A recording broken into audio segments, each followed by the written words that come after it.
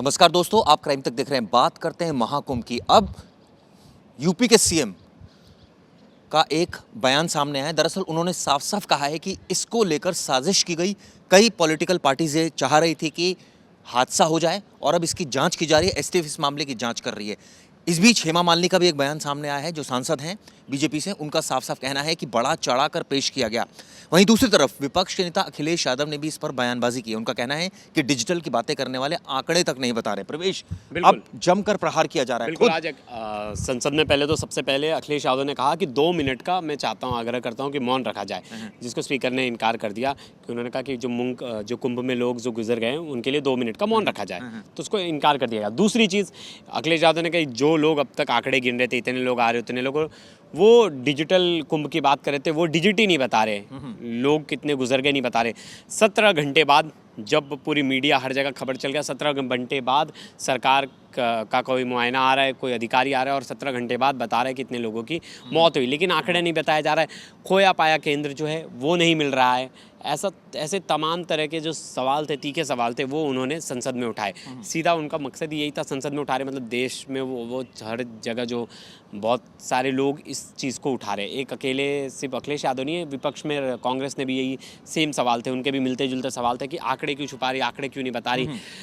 तो इस पर अभी जो थोड़ी देर पहले सीएम का बयान आया, सीएम ने कहा कि कुछ लोग चाह ही रहे थे और ये लोगों को भ्रमित करना चाह रहे हैं। बॉस लेकिन सवाल ये उठता है, जो उनका बयान सामने आए वो साफ साफ ये कह रहे हैं यूपी के सीएम की इसके पीछे साजिश हो सकती है और कुछ पार्टीज चाह रही थी वहाँ भगदड़ हो जाए, वहाँ जो है माहौल खराब हो जाए, क्योंकि कहीं ना कहीं इसका पॉलिटिकल माइलेज जिसको भी मिलना है मिले, वो एक अलग बात है। लेकिन सवाल ये उठता है कि अगर आंकड़ों की बात की जा रही है तो आंकड़े तो आने चाहिए सामने, इसमें क्या बुराई है? ये एक सवाल तो बड़ा ही जायज़ था कि अगर सच में, देखिए एक बार तो आंकड़ा आ चुका है, डीआईजी ने 17 घंटे बाद प्रेस कॉन्फ्रेंस की, उसमें एक बार आंकड़ा बता दिया, उसके बाद कोई आंकड़ा नहीं आया।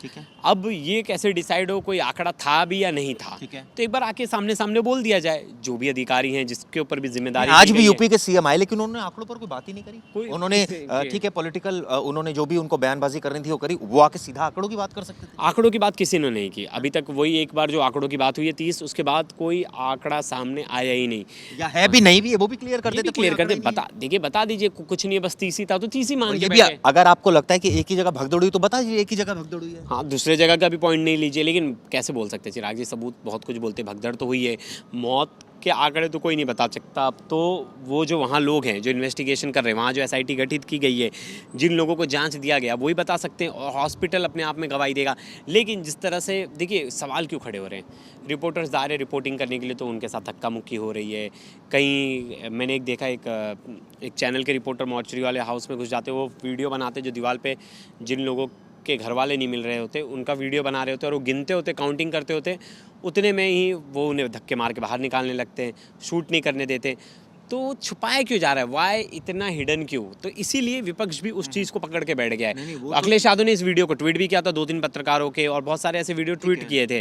तो जिसको लेकर सवाल तो खड़े होते, अगर आप बहुत फेयर, बहुत क्लियर हो तो डे 1 से आप चीज़ें क्लियर रखो, आप बताते रहो। आपने बताया नहीं, अपडेट नहीं दिया, क्या हुआ, कौन दोषी, अभी तक ये नहीं पता। अब तो सरकार ही कह सकती है ना कि इस मामले की जांच चल रही है, अब हम कैसे आंकड़ा दे दे। अब तो जो जांच के बाद रिपोर्ट सामने आएगी वो आएगी, जो भी आएगी। अब तो इन्वेस्टिगेटिव एजेंसी बताएगी ना, या जो 3 सदस्यीय पैनल है वो बताएगा ना। पैनल बताएगा, लेकिन आपकी जिम्मेदारी भी ना, आप पैरेलल, आपके लोग नहीं है जो काम कर रहे हो। हॉस्पिटल में कितने लोग पहुंच रही है, कितने लोगों की डेड बॉडी आई, कहाँ से आई, किस व्यवस्था से आई, क्या हुआ। लेकिन चिराग जी, इसमें ना फेक न्यूज़ भी बड़े फैल गए। जैसे कि एक पुलिस ऑफिसर की खबर फैल गई थी कि उनकी भी भगदड़ में मौत हो गई, जो कि सच्चाई ये नहीं थी। उनकी मौत हुई थी जिसका कारण कुछ और था, उनको बीमारी थी और उसकी वजह से उनकी हालत ख़राब हो गई, वो बीमार थे और उसकी वजह से वो डेड हो गई। फिर एक मैंने देखा कोई एक यूट्यूब चैनल है जिसने स्टिंग ऑपरेशन, ऐसा उनका दावा था कि उन्होंने स्टिंग ऑपरेशन किया है, और पोस्टमार्टम हाउस में उन्होंने दिखाया कि 50 डेड बॉडी है। लेकिन क्या वो 50 डेड बॉडी भगदड़ की नहीं, ये किसने क्लेम कर दिया कि वो भगदड़ की डेड बॉडी है?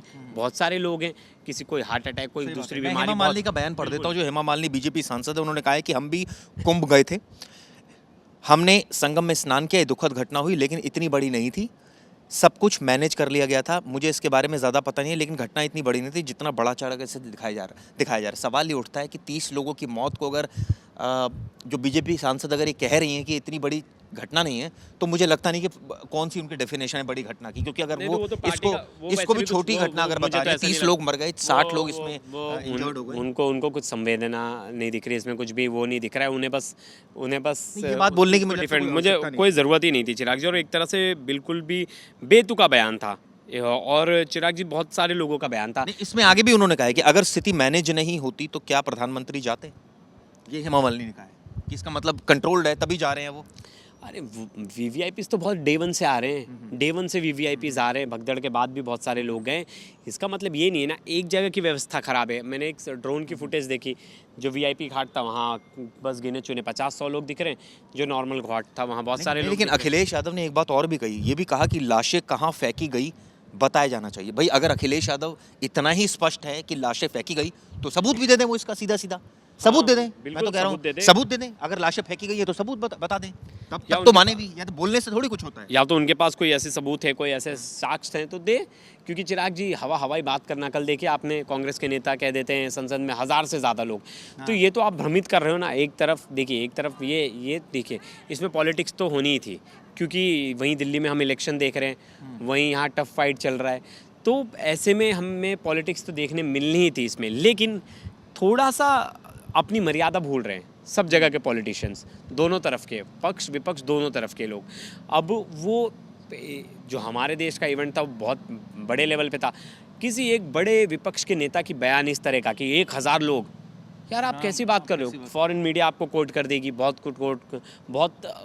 आप मतलब छवि एक तरह से इतनी डर जाएंगे लोग कि लोग जाना बंद कर आप देंगे। देखिए, और इससे आगे बढ़ चढ़कर यूपी के सीएम ने क्या कहा। उन्होंने कहा कि सनातन धर्म की सुपारी ले रखी है, मतलब बदनाम करने की सुपारी ले रखी है। महाकुंभ हादसे को लेकर खड़गे अखिलेश पर जमकर बरसे हैं योगी आदित्यनाथ। जो उन्होंने यूपी के सीएम ने जो बातें बोली मैं आपको बता दूं। उन्होंने कहा है कि ये लगातार महाकुंभ के खिलाफ दुष्प्रचार कर रहे हैं, इनका बयान शर्मनाक है और इन लोगों ने सनातन धर्म के लिए सुपारी ले रखी है। इतना ही नहीं, आगे बोले कि कांग्रेस अध्यक्ष और सपा के मुखिया का वक्तव्य इस और सबका ध्यान आकर्षित करता है। दोनों वक्तव्य न केवल इनके सनातन धर्म विरोधी चरित्र को उजागर करते हैं, बल्कि इनकी उस गिद्ध दृष्टि की ओर सबका ध्यान आकर्षित करता है जो लगातार इस महाकुंभ के खिलाफ पहले दिन से दुष्प्रचार कर रहे हैं। इस तरह की बातें बोलना नहीं, मतलब दुष्प्रचार तो मुझे नहीं लगता कि डे वन से कोई इतना ज़्यादा बोल रहा था, क्योंकि कोई पॉलिटिशियन इतना नेगेटिव तो नहीं बोल रहा था कुंभ को लेकर, और कोई भी वैसे नेगेटिव इतनी लेवल पे बात नहीं कर रहे थे। लेकिन हाँ, हादसा हुआ तो हर कोई पूछेगा चिराग जी, हर कोई सवाल करेगा। अब उसको सनातन से जोड़ना और ये सब चीज़ों से जोड़ना भी मतलब गलती है, और आपको गलती माननी चाहिए। हो गई आपसे मिस्टेक, आप लोग नहीं संभाल पाए उस जगह पे, तो आप दूसरा कोई सवाल उठा रहे हैं तो इस पे भी बोला है योगी हाँ, बिल्कुल। आदित्यनाथ। उनका कहना है कि यह कहना कि कोई आंकड़े नहीं दिए गए, यहाँ से प्रशासन से जो आंकड़े दिए गए उन आंकड़ों को मैंने भी सबके सामने रखा। वही हाँ, 30 लोगों को, 30 तो वो मान रहे 30 ही हैं, उससे ज़्यादा नहीं है।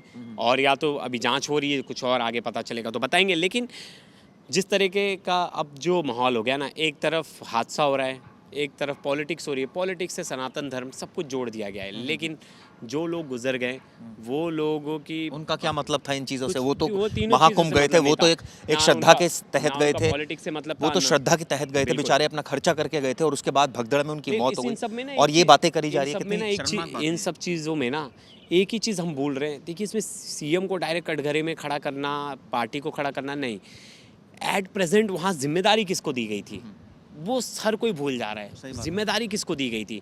उन अधिकारियों का तो क्या हमने हुआ? वीडियो किया था कि 6 उन अफसर थे। उन अधिकारी को क्या हुआ? अगर आप हैं तो सीधा अखिलेश यादव को फ्रंट पे आके बोलना चाहिए, जिन अधिकारियों की गलती है उनको कटघरे में खड़ा कीजिए, उनके ऊपर कार्रवाई कीजिए, ना कि वो बार बार जानबूझ के अब इलेक्शन का टाइम चल रहा तो सिर्फ सीएम को टारगेट करे, संसद में मुद्दा उठाए। मेरे हिसाब से जिनकी गलती थी उनके ऊपर कार्रवाई होनी चाहिए थी। जो बिल्कुल ठीक कहा, लेकिन जिस तरह से राजनीति हो रही है वो शर्मनाक है इस मुद्दे पर।